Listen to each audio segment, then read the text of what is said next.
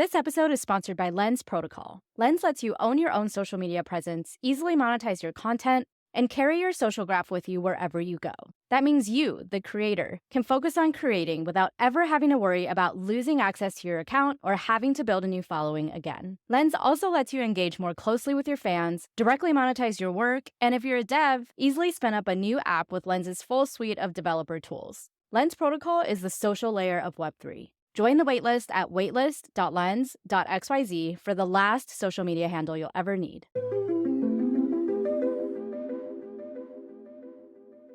Hey everybody, welcome back to Rehash, a Web3 podcast. I'm your host, Diana Chen, and today we have the pleasure of speaking with Thomas Scaria, the co-founder and CEO of one of our sponsors this season, Lore. As you've probably heard me say in past episodes, Lore is the co-ownership platform where you can seamlessly spin up a shared wallet, pool resources, coordinate group activity, etc., which all probably sounds a bit vague and abstract. That's why I'm so glad that you all voted Thomas onto the podcast this season, so we have an entire episode to hear more about some of the use cases that Lore enables, as well as get a behind-the-scenes look into some of the thinking that inspired Thomas to create Lore in the first place. I love how Thomas weaves in concepts around gaming and financialization into our conversation about creators, topics that you don't really hear talked about in the same sentence for the most part. It just goes to show how interconnected all of these topics really are and how multidisciplinary the Web3 space has become. We also dive into a conversation around consumer crypto, an area that has become somewhat neglected and almost dismissed by investors during this bear market. Having been actively involved in the consumer crypto space, though, since 2018, Thomas brings an insightful and fresh perspective on why now is not the time to dismiss consumer crypto, but rather to embrace it from a particular lens. Thomas does a great job in this episode of illustrating concepts he discusses with real-life examples, so you'll find a pretty long list of projects in the links section in the show notes or on our Mirror or Substack pages at rehash.mirror.xyz or rehashweb3.substack.com. Lastly, before we dive into the episode, please leave us a rating and a review on Apple Podcasts if you enjoyed this episode. It really does help us out a lot. And also don't forget to share this with your friends and family who you think might enjoy learning more about the crypto economy, the creator economy, or Web3 more broadly. Thomas was nominated by Brenner and voted onto the podcast by David Phelps, Steph Alinsug, Reka, Dan Romero, Daisy Alioto, Aaron Soskin, and Brenner. So without further ado, here's my conversation with Thomas.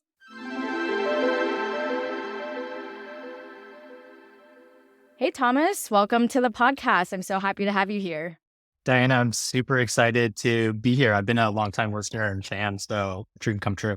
I appreciate that so much. And of course, as listeners know, Lore, which is your company that you're working on, is one of our sponsors for the season. I'm sure our listeners have heard all about that. And now we get to really dive deep into it and tell people more. But before we dive into all things Lore, I think it's fitting while we're in this bear market to start off on a positive note and kind of talk about some of the good that crypto and Web3 have done and are doing in this space.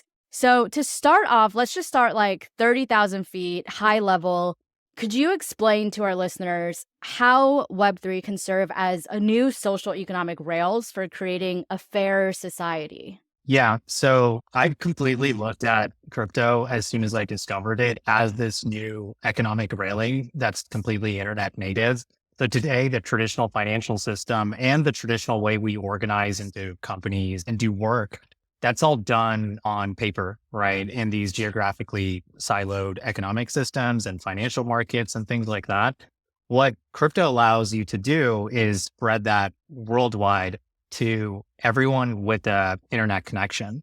Basically everyone with a smartphone these days. So that's 4 billion people that suddenly get access to all this organizational software, right? So just to back up, when I say crypto is socioeconomic railing for the internet, it's really coordination infrastructure. And it allows for coordinating things like peer-to-peer networks, like Ethereum, or fractions on top of that, like Eigenlayer, to coordinating humans and capital in the forms of what we know today as DAOs, which can be anything from protocol DAOs like Uniswap to creators starting some sort of crowdfunding and starting some sort of on-chain media collection, right? Or things like Rehash. Now, all of those new ways to start businesses, and we're really focused on that latter few sets of examples, you don't need to have all the traditional things that the financial system offers in your market to start that. So if you're in an emerging market, you may not have simple business banking infrastructure. There might not be an easy way to start a corporation. And that's just if you want to be an entrepreneur. If you just want to be on the receiving end and have a job or an opportunity, those kind of opportunities that are a little bit more organized are just not available to you. So this crypto economy, as it gets bigger, right now, there's only so many types of businesses you could start in the crypto economy, and we can get deeper into what those are and how that's evolved over time. But as that kind of expands, this crypto economy has a way to penetrate the edges of the world that the traditional economy does not. And it's just going to unlock all sorts of different opportunities for people, for employment, and also entrepreneurs that want to take risk and get out of the situation that they were born into. I want to hear your thoughts on specifically as the crypto economy is intersecting with the creator economy, which is kind of like the world I live in and the world that a lot of our listeners live in. Can you talk a little bit more about that intersection and some of the new opportunities that Web3 and crypto have or will in the future bring to the creator economy specifically? Yeah. So it's good to start with the state of the creator economy without Web3. And just to give you the lay of the land, it's everything that we know, right? It's platforms like YouTube and Instagram that are very, very performative and a great place where brands are born and brands get sold and advertised. There's a lot of different kinds of media that is permeating through those platforms. And influencers have kind of arisen as like a person that's telling the story on behalf of brands.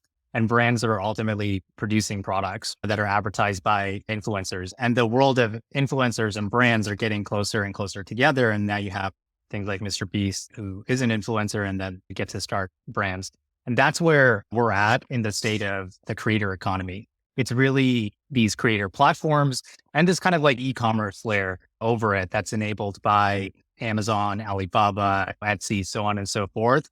And this larger trend towards just brands becoming more and more headless, where supply chains and drop shipping and things like that have made it so that it's very easy to start a brand. That's where things are at. Now, bringing this to this intersection with the crypto economy is all about creating these products and services that are purely enabled by crypto. And then the creator economy is about creating these products and brands that are enabled by the internet more broadly. Now that creators have new ways of producing media thanks to Web3, it's creating all sorts of different business opportunities that are enabled by the crypto economy. So an example, we're seeing like early signs of product market fit, I would say, in the music NFT space. And that's allowed for creators like TK, for example, who are dropping albums on Sound, right? That are NFTs that have scarcity. And these creators are able to directly monetize from their fans.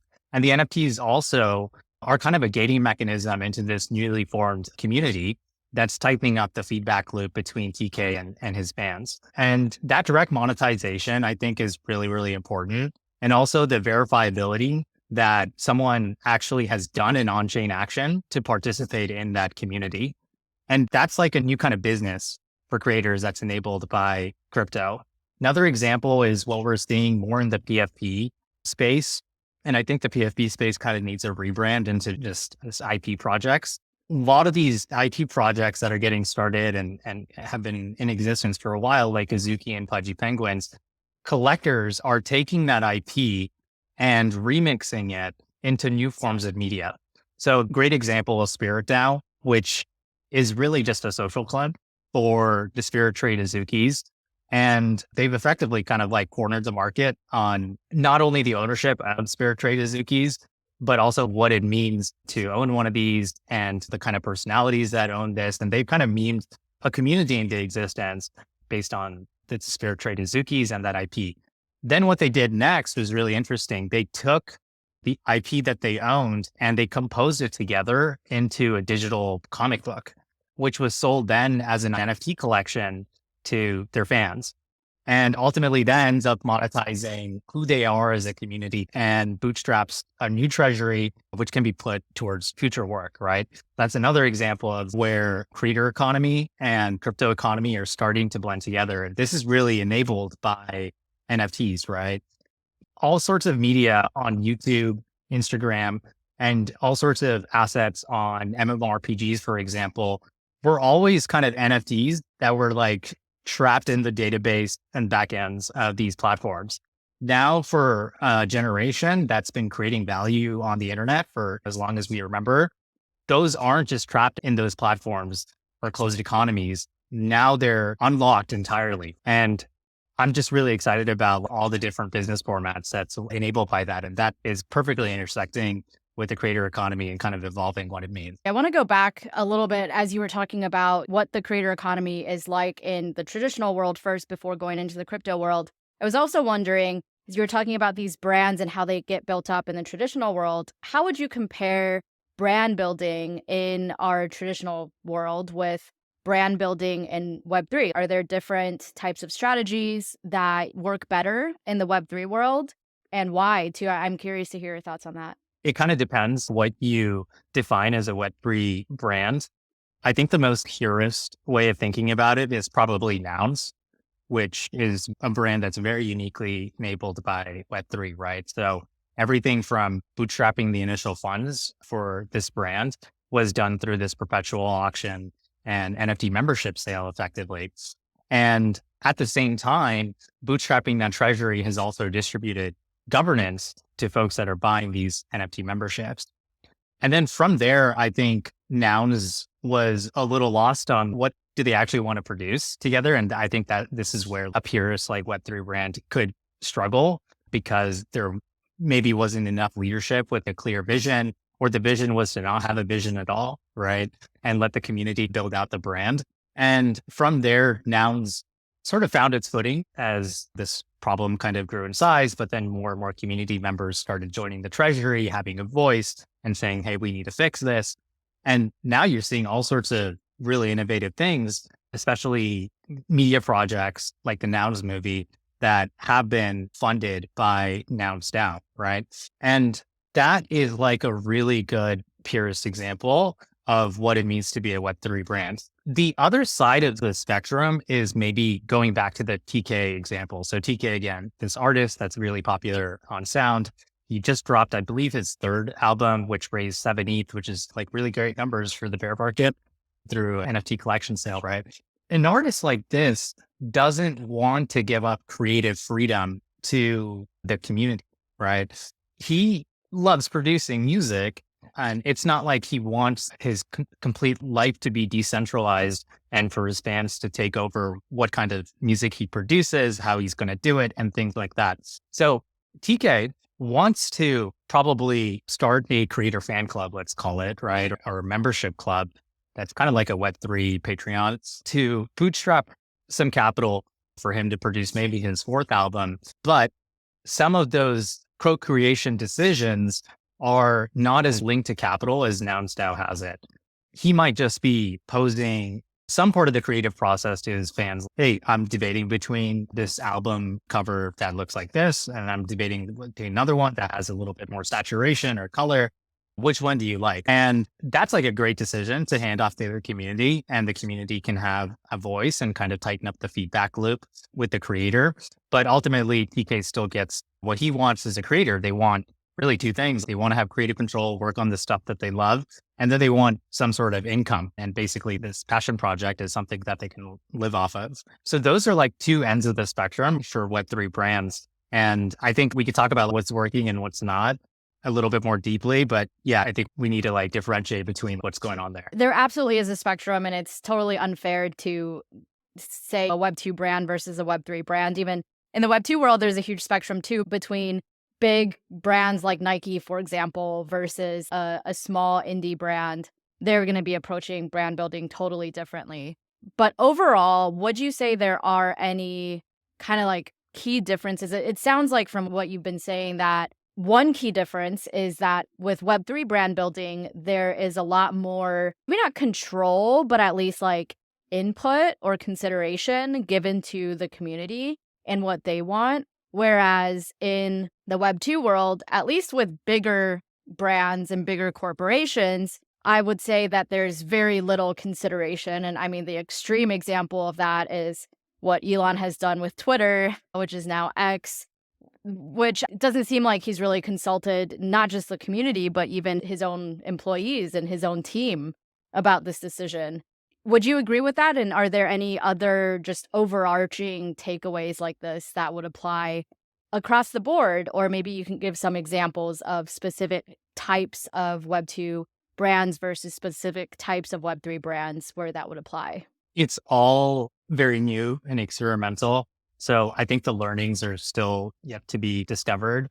I also think that Web2 brands have been experimenting with engaging their community in producing content for a very long time, and then now getting input into the product process. So just to back up and kind of explain that, the evolution of brands goes like this. I think in the early 2010s, there was this huge CPG boom, consumer packaged goods. And this is because of it just became much easier to start a brand, right? You could basically buy a product from Alibaba, or maybe you get a little bit more deeply into the sourcing of that product if it's something that a little bit more tailored. But then you were able to start outsourcing the product creation and the actual shipping of that product to the end customer. And really what CPG brands needed to do was just work on brand, which is pure storytelling, marketing, distribution, ultimately content. And that's where this marriage between brands and creators started to happen. And also brands and their community also started to happen. So what's the crux of marketing and storytelling? It's content, right? And brands started to get more creative around how that content is produced and started engaging their community to do that. So an example is actually like Salomons, which are pretty popular, hiking shoe brands that had a revival in maybe like 2016, 17 or so. I might be getting the dates a little bit wrong there. And ultimately what they did was they started getting their community members to produce content. So they would be like, hey, go and take pictures of you wearing your Salomons, like doing some extreme activity. Or they kind of wanted to change their brand image quite a bit from just purely for hiking to starting to get into other kind of markets. And all this user generated content started coming out around people wearing these shoes, not only for hiking, but for various different reasons. And this whole brand had this revival where now it's affiliated with techno heads that go to warehouse parties at 3 a.m., right? And that just happened purely from the brand starting to experiment with what this brand really stands for, what the consumer really looks like that's outside of these categories like hiking, and getting them to create content that they ultimately incorporate into their brand. Brand just started becoming more about the lifestyle that you participate in. And that's when I think this marriage between the brand, content, and community really started. And Web3 is really just an extension of that. I think so far, the two things that Web3 has enabled is the ability for capital to be bootstrapped so that it could be pointed at like creative projects that end up embodying the brand. And then getting the community to vote and co-create in a way that is completely verifiable. So for instance, on Joke Race, you can start a contest now that you can only participate if you did some sort of on-chain action in the past. Web3 brands or traditional brands that are leveraging Web3 can make it so that only people that have participated in their brand through some sort of verifiable on-chain action can actually be the co-creators with them. I think that piece is so key because one thing that I have sort of a call out for in the DAO space is giving all DAO members power over things that they don't have context for. So for example, if you have a big DAO and you're giving all the members control over the treasury, and 75% of these people have no experience managing a budget or a treasury or have any business experience to know what sorts of activities are going to return the best ROI, then that is just not a smart business decision, if you ask anybody. And that to me doesn't make sense. And so I think that ability to reward your community members by giving them more power or more governance rights based on their participation, I think makes so much sense to me. I could totally imagine Rehash evolving in this way. And I think you all have made a lot of smart decisions already. For instance, the treasury management decisions, like you said, that's not the part that the community gets excited about. So I'm pretty sure you handle that with the core team, right? But the part that the community gets excited about is picking future guests, and the way you selected those guests using joke race contest was an amazing example of the unique social experience that's uniquely enabled by crypto, right? Yeah, no, exactly. And thank you for saying that. I think for us, it's like our community has still been pretty small up until now. And I think we've benefited from that because when you're managing a smaller community, it's a lot easier than when you're managing a bigger one. But I'm sure as we grow, we'll have to build more mechanisms into it. And maybe it's just collecting an NFT isn't enough, but you have to show that you're actively engaged by your on chain activity. We have to see that you participated in the governance process in the past in order to be granted future governance power as well.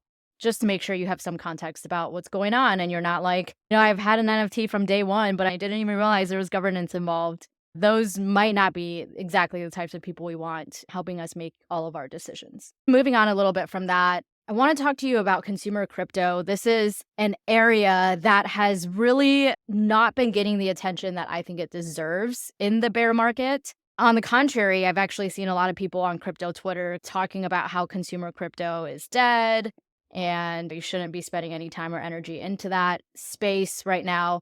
But I know this is an area that you care about still. So I'm curious to hear if you had to make a case for why we should still be focusing on consumer crypto during the bear market, what would you say, and which aspects specifically of consumer crypto do you find most interesting during these low times? I think the concept of consumer crypto is a bit of a misnomer because crypto is just completely new, right? As a consumer experience, and the infrastructure is also very new. And we're still learning every day what kind of unique experiences can be enabled by crypto. So if you think about it, a lot of the marquee consumer experiences that you would point to that were very popular in a bull run in 2017, CryptoKitties is a great example of that. In the last bull cycle, OpenSea is a great example of that. Even those two projects, they not only built the consumer front end, but they also built the protocol and all sorts of data infrastructure and anything to make that actually possible. And Lore kind of does the same thing where we have an opinionated take on what it is like to build for use cases like you're buying NFTs or crowdfunding IP projects or on-chain media collectives. But if we really want to enable that experience, we actually need to go and build smart contract systems and different kinds of data infrastructure, because some of the infrastructure providers that you would think you could build that kind of experience on just don't have the very niche, like specific features that we need to enable the very specific experience that we're opinionated about and want to bring to the world. So I think for consumer crypto, it's just, you need to build like both the consumer front end experience and the infrastructure to make that possible. I'm more of a fan of not thinking that we're in the infrastructure phase, but there's this like constant app infrastructure cycle where, going back to the CryptoKitties example, CryptoKitties, they needed to build all this infra and consumer front end to make that boom possible. And after they made that possible in the first place, in the next bear market, there was all sorts of different infrastructure that got built, inspired by the fact that there was this use case that drew millions of users into crypto. I believe the ERC 721 standard actually got built after the fact, right? And the same thing with OpenSea. After people realized that buying and selling NFTs is such a huge use case for people to come into the crypto ecosystem, now you have all sorts of different marketplace out of the box solutions like Reservoir, for example, right? They're kind of unbundling OpenSea in a sense. Anyways, so I'm a huge believer in that, and that consumer crypto companies actually build a lot of infrastructure.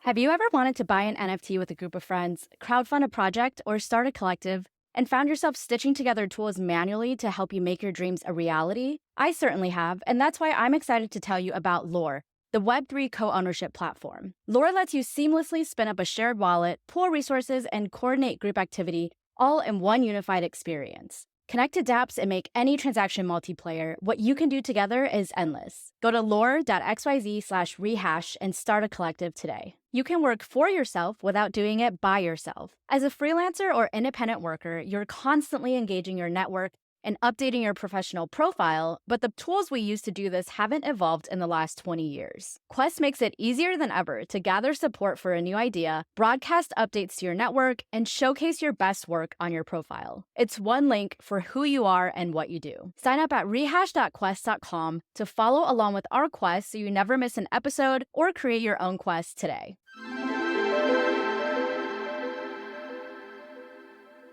One area that I wanted to ask you about, I've seen you talk about or tweet about, is this new category of financial entertainment.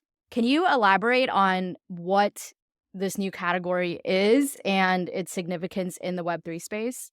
Yeah.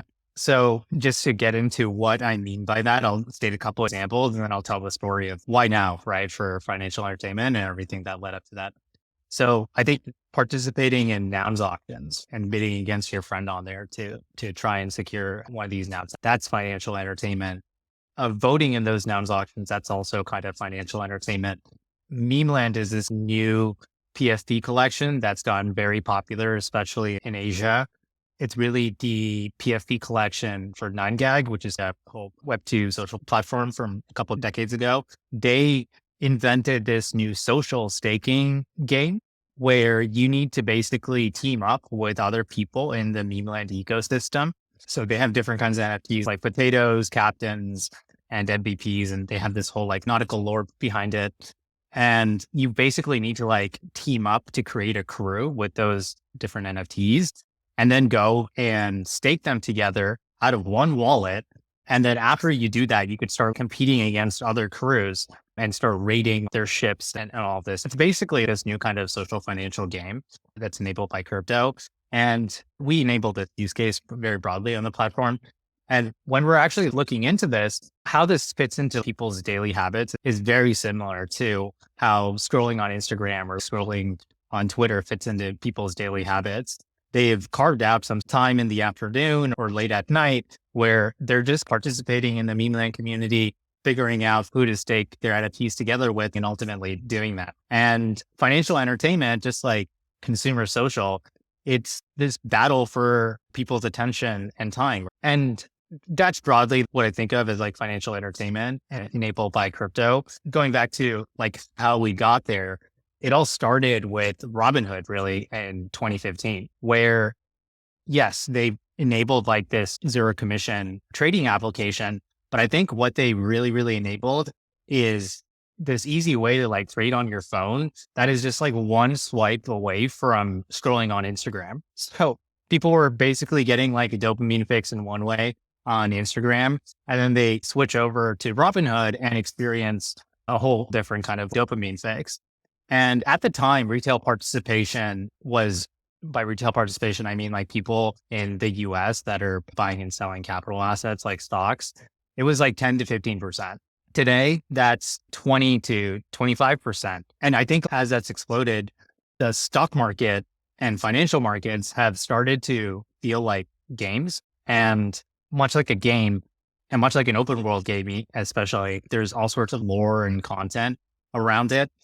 And as Robinhood made the stock market a bit more of a game, all sorts of creators started popping up around it. Wall Street bets, different kind of community forums started popping up around it. It became this thing that you talk to your friends about, much like a game. So for instance, I purchased the new Zelda recently. I spent maybe an hour playing it, but then I spent another 6 hours watching content on YouTube and talking to my friends about it. And that's really what Robinhood did to the stock market.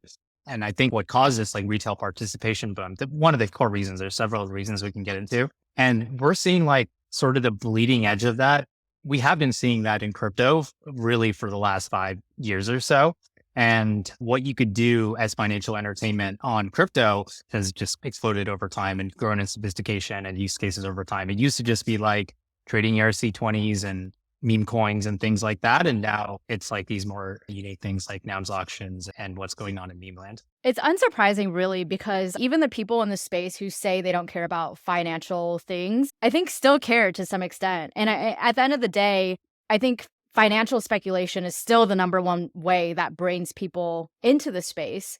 And it doesn't mean that's, still the number one thing people care about, but it's that financial piece that brings people in. And I think just at our core, there is this interest, or I don't know if you call it like greed or whatever part of human nature that's interested in financial speculation and pricing and playing with money, even if we're just talking about a couple of Matic, which is like pennies. It's just fun to kind of speculate and play with that. Another sector of consumer crypto that has kind of been blowing up recently is Web3 social, right? We've been seeing that with Lens, who's one of our sponsors, with Farcaster, with all of these different social platforms. And as I was digging through your tweets, I actually saw so many tweets on Web3 social and what you see as a future of Web3 social and different bits and pieces here and there. So I wanted to ask for your take on, I guess, just again, starting big picture.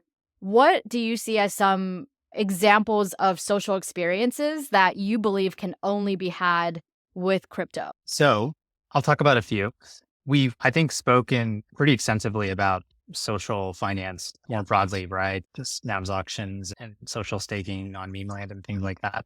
I think another big category is just like participating in communities and having actual voting rights and a voice, and knowing that when you vote on something, some on-chain action is actually triggered and it's not this fake sort of voice that you have in the community. The best example is really what you all stand for, right? And what you did with contests on Joke Race. And I think especially the verifiable part, especially just knowing that something is going to happen when you submit your vote, is a social experience, a community experience that's uniquely enabled by crypto. I think it's going to be very hard for a forecaster and Lens to ultimately compete against Twitter, especially as Twitter ends up adding more and more just Web3 features. But I think right now, what's really interesting is this open social graph that's created by Lens. Unlike Facebook, it's not a closed social graph. Anyone can use it, right? And then I started thinking about what kind of experiences started happening on Facebook that weren't just related to connecting with friends. And I gravitate towards some version of Farmville. What I think is going to happen pretty soon is some sort of like Web3 Farmville. Maybe it's an on-chain game. I think that space is very nascent, but stuff's happening that ends up very much relying on the social graph that Lens has created. And I think there's just like this huge opportunity for these casual games to pop up that are basically enabled by Lens or Forecaster. Not necessarily like the Twitter-like experience that they're creating, but the social graph. The other thing that I've been paying attention to is how NFTs have been evolving over time. I think it started out kind of schemorphic, like you basically put art onto them, and then people started playing around with actually putting like code-generated art onto them, which I think is a little bit more interesting. Then you got to like the PFP projects, the avatars and things like that. And now where I see the most growth is really on-chain media. So everything that's happening on sound, stuff like Rehash, podcast NFTs, that's really exciting. And another little pocket that I'm saying that I don't know has immediate product market fit, but I think is very interesting and social, is interactive NFTs. So an example is Storyverse. Storyverse is a platform for writers. It's like art blocks for writers. They enable these writers and writing collectives to launch collections of these story NFTs. And story NFTs are kind of like comic books, except you can choose your own adventure. So you start out just on the first page of the comic book, and it's this interactive NFT where you can start clicking through and basically pick what the characters are going to do.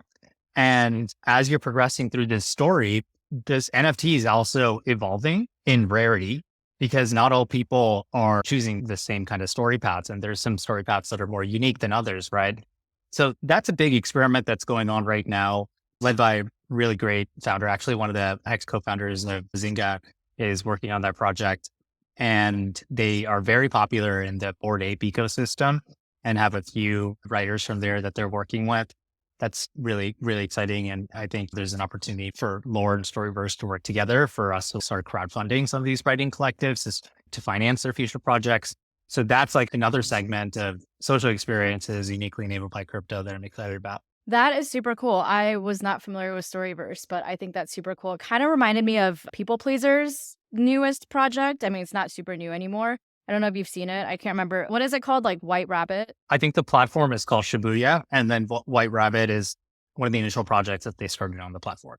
Yeah, yeah. So it reminds me of something like that. But I love the idea of having the NFTs evolve in their rarity depending on which path you take and how popular of a path that is for the general public to take. Wrapping up this consumer crypto talk a little bit, what would be your best advice to founders that are building in the consumer crypto space right now? So I'm going to avoid all the Y Combinator generic advice and about talking to your users and stuff.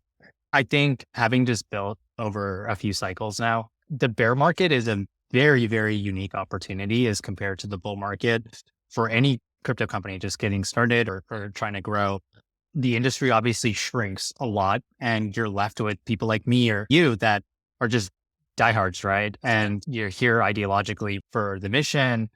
And it's very, very easy to do partnerships with other companies and just run business development more broadly. And if you're expecting for the bull market to come back, which we all are, you want to catch that wave, right? And make sure your company gets lifted by that wave. And I think the best way to do that is run partnerships and get entrenched in the ecosystem through integrations or even just like soft integrations or partnership announcements, even at the bare minimum. That way, when the wave comes, you'll definitely catch it. And that's something that's like really core to our strategy. So that's piece of advice number one. Piece of advice number two is kind of antithetical to the Y Combinator advice of building for one use case and talking to your users and things like that. Of course, I think you should do that. Use cases in crypto are constantly evolving and they're constantly getting rugged too. So for instance, group buying NFTs for lore was a gigantic use case in all of 2022 and early parts of this year as well. But now people aren't buying and selling NFTs as much. And a lot of the value proposition around why you would do this in the group format is it's a way to buy an expensive NFT by teaming up with your friends. Overfitting to that one use case was something I wish we didn't do because that use case quickly evaporated or like the people started group buying NFTs on Bitcoin, for instance, right? It just shifted away from what the platform could service. And suddenly we were like, okay, I think we definitely overfitted the front end for that one use case and possibly some of the infrastructure as well for that use case. So I would tell a lot of founders to think about designing more for emergence when they're thinking about design, not only on the front end, but at the infrastructure level. Think about in an abstract sense, what you enable. So for us, group buying the NFT is the end result, perhaps, of what you would do on our platform. But there's a lot of other stuff that you need to do to get to that point, right? You need to spin up this group wallet that could be governed by many people. You need to be able to crowdfund it either through community members or complete strangers that are still validated to some extent because they did some sort of on-chain action or they follow you on Twitter or something like that. And then once you have the funds formed in the group wallet with governance kind of figured out, then you start buying the NFT, right? So we were able to abstract that what we were doing and generalize it a little bit. And that allowed us to get into these use cases that were pretty adjacent from a behavior standpoint to group buying NFTs, like crowdfunding an IP project or starting an on-chain media collective, right? Or starting the next noun style sort of thing. And that allowed for much more mobility. And we weren't just betting on this one behavior to stick around. So I advise founders to design for emergence and think about what your infrastructure more abstractly enables because it's a moving target always. Absolutely. That kind of reminds me of a piece of advice that Maya Bukai gave on a few episodes back earlier this season. She said something along the same lines of don't be afraid to pivot. It can be easy for founders to become really committed to that one thing that they're trying to build, so much so that they're not willing to pivot, even when it's proven to them that it's not going to work. So it kind of goes along with what you're saying. If you're going to be building in the space, be ready to pivot, be ready to develop new use cases. Don't become so married to that initial idea you had that you're not willing to evolve. I wanted to go back to what you were saying about lore. You started giving some examples of building a media collective or building a nouns type of project or something like that. Can you go into more detail about some of those specific use cases? Because I think that's what people really need to hear about lore in order to fully understand what's enabled by it, especially right now in the bear market. Yeah. I like bucketing them into two buckets. One is for the public funding kind of side and the investment side. And then the other side is really just like creative projects. So let me break that down. Going back to the TK example. So TK, again, this musician on sound, he may want to launch some sort of crowdfund, this membership NFT sale that ultimately ends up bootstrapping this treasury and distributing some sort of creative rights or governance rights to his community. That's a perfect example of a creative project that could get started on for. The other side of that equation is these public funding vehicles that we're starting to see get formed on the platform. I don't know if I could mention it by name quite yet, but there are different kinds of music collectives, record labels owned by fans, if you will, that are getting also started on Lore, where they're using the same membership NFT sale mechanism to bootstrap a treasury, which is, I think, the common thing here. But then they're setting up governance in a different way, where governance rights to the actual treasury management are more what's distributed and enabled by that membership NFT that someone just bought. And this public funding vehicle, they're trying to back emerging artists early, right? And they're going to do that for a variety of reasons. They might do it purely for patronage, or they might do it for financial benefits. This artist might promise some sort of royalty like stake in perpetuity for every album they drop. It might be more of like a one-off financing deal. Really anything can happen. And so we're seeing those kind of public funding vehicles as well. We see the same model in really any sort of NFC enabled business. So IP projects that are getting started within the PFP ecosystem are a great example. And then there's also like public funding bodies that are getting started as well. An example of an IP project would be Kigudao. So Kigudao is the Kigurumi Trait Azuki Social Club. What's remarkable is there's only like 90 of these things out there, and they're all owned by about 75 people. They've all aggregated in actually like a group Twitter DM, which is just crazy, right? That through ownership, they've managed to find each other and they're all hanging out and they've found some kind of common similarity between what they stand for. And there's probably been some like turnover in the community as some people are just like, okay, I don't vibe with this. And they sell the Kigurumi Trait Azuki, and then someone new joins and maybe they're a little bit closer to being a fit for the vibe. Anyways, Social Club Kigudao, they are bootstrapping a treasury on Lore to start a collection of short films that are based on the Kigurumi Trait Azuki. So much like how I was talking about the Spirit DAO example, putting together that comic book, they're doing kind of the same thing where they're crowdfunding this project through their broader community and then going to launch it, which ultimately ends up creating this new NFT collection of animated shorts that are being sold to their audience and maybe their community as well. That ends up generating more revenue to the treasury. And perhaps the backers were promised either rev share or it was purely for patronage and just being part of the social club. But yeah, it's more for the former in these cases. So yeah, that's another example. I was wondering, as you were talking about that, do most of the groups that you see get spun up on Lore, do they have like an ongoing goal or do they have a set goal? So in the example you just gave, are they done once they finish developing this movie, or do they have another project in the pipeline for when this movie gets completed? And it kind of relates to a question that Brenner asked on Twitter, which is, where do group activities that have continued interactions come from and what are they? So philosophically, we definitely build for groups that have these continuous missions that are growing over time.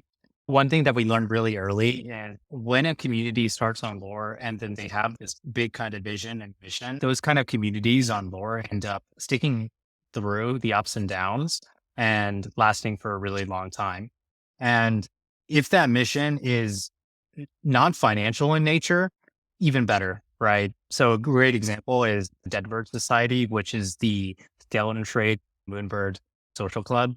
They started a collective on Lore, mostly with the mission of bringing more awareness to biodiversity loss. So they started collecting all these scaly trait moonbirds together and then created actually like a derivative project, basically another NFT collection called Ghouls that was in a sense a crowdfund and then another NFT that they sold that generates a bunch of proceeds for the community, right? Of course, Moonbirds has gone through quite a bit of a roller coaster in price, but because they stood for this greater mission that wasn't really linked to the price, they're able to stand the test of time and keep building. So I think those are really the best collectives and communities that we see on Lore is just if you come in with a really clear, pithy mission. And they come from everywhere, right? So there's all sorts of different kinds of organizations and businesses and community generated brands and things like that across all the different subcategories of NFTs. So, last thing wrapping up, we always end every episode with an explain your tweet segment. This one is from back in January of this year. So, it's a bit of a throwback, but not super throwback. And this was actually something you tweeted in reply to something that Jess, that tall guy, tweeted. So, Jess said, "What if we thought of DAOs more as consumer products than new ways to work?" And you said, "The term DAO refers to way too many use cases. Need a new term for friends doing cool shit together on chain." If you look back to that thread, I think the conversation continued and Jess said, "Let me know when you found it." And you said, I think this was back when FWB just started their squad wallet that they were calling Squallet. I don't think that's it. I mean, I don't think that's the answer to your tweet about a better word for DAOs. But have you thought about this more? And do you have any ideas for what a better term for DAOs could be?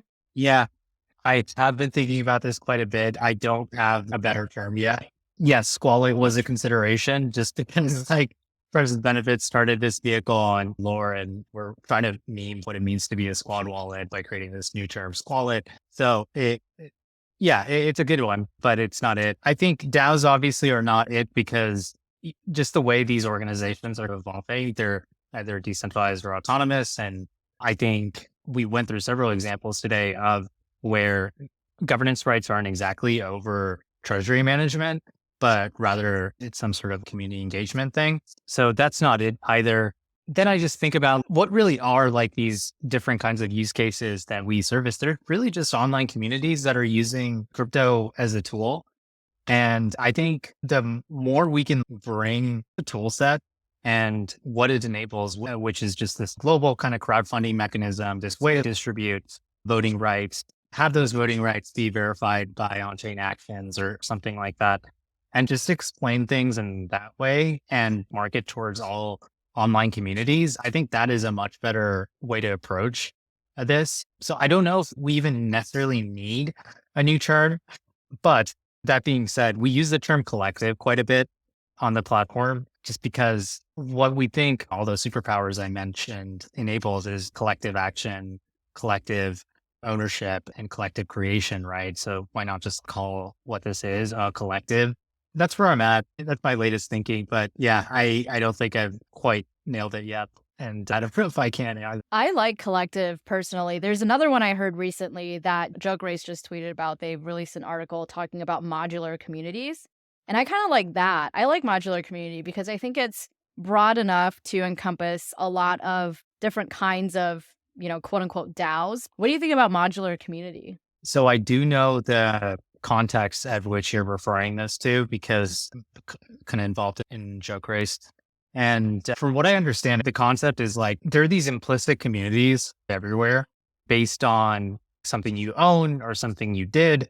I think like Guild is actually a really good early example of leaning into this. They have this whole concept of platformless communities where Rehash is many communities that could be thought of as like concentric circles, even where you have your core team and it's really clear who those people are. And then you maybe have the folks that have participated in Rehash podcast, the folks that have voted, sponsors, and then you have your broad audience too, right? And maybe those are just the collectors of the podcast NFTs on Manifold. That's how I think about when I hear the term like modular communities. That's what I think about is just like how all these communities have different layers to the onion, if you will.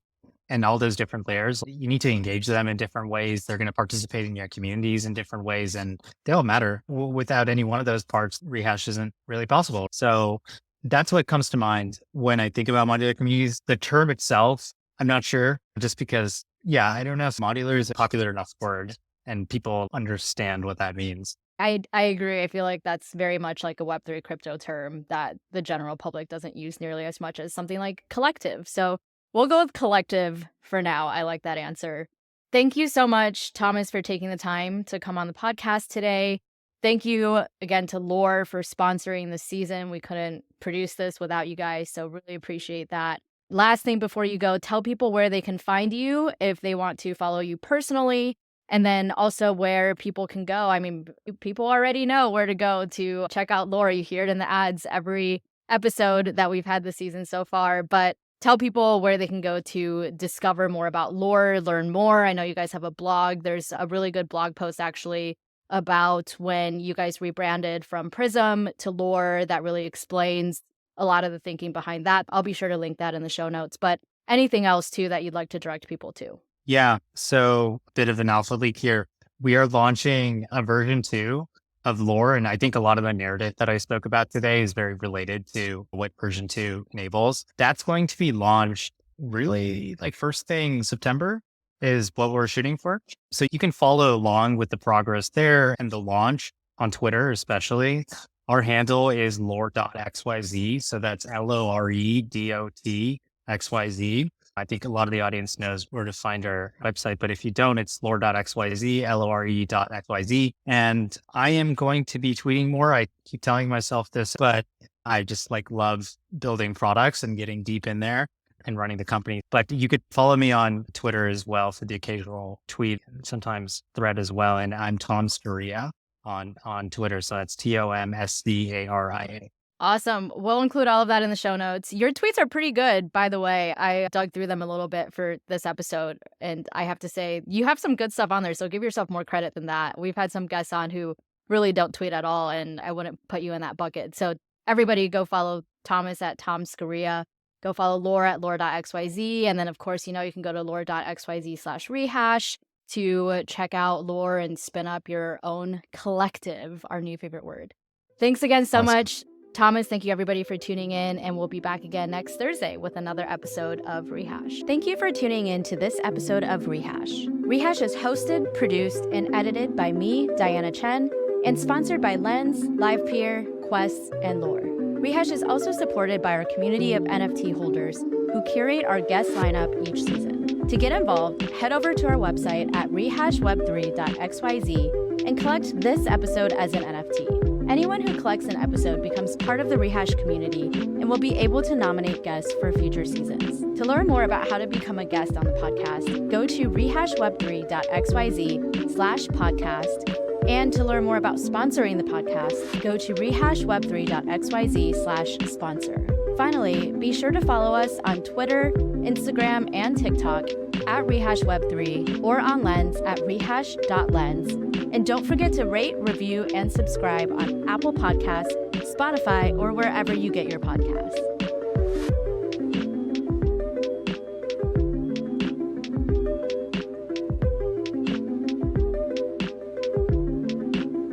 Video powers the internet, but building with the most engaging form of media shouldn't be complicated or expensive. LivePeer's suite of developer tools, powered by the LivePeer network, make it easy to build performance video experiences affordably, at scale, and with no vendor lock-in. Designed to give developers the freedom to innovate, creators autonomy from platforms, and viewers a choice in their experience. Visit livepeer.org to get started today.